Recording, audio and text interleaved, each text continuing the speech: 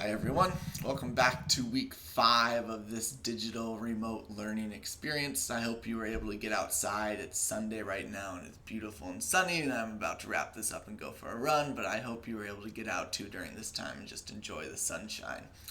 Looking ahead for this week we're going to mix things up a little bit again in just what the second part of the week entails. So make sure that you are staying on top of things with the distance learning rubric. If you haven't read through that, please go ahead and do so. It will just outline the grading. I've deducted quite a few points from some people because there's the impression that it's just the assignments that need to be done, but it's actually the whole process and experience of the discussions and the reflections that are more important to me than the actual assignments. So make sure that you understand how the scoring works if you haven't read through that yet.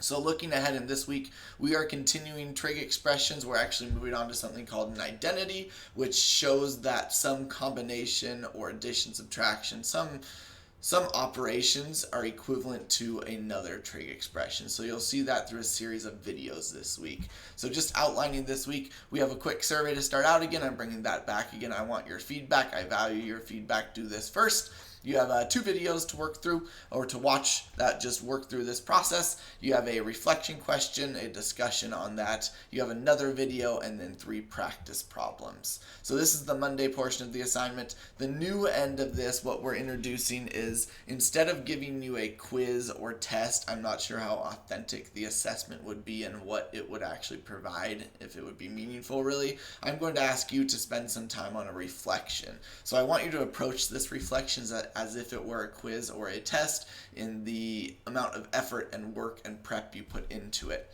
So looking at that reflection really quick, here it is. It's due on the 4th. This is important that it's turned in on this date. I will deduct for late assignments on this one.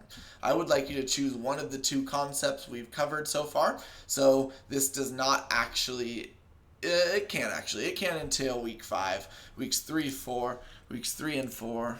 Let's add 5 there.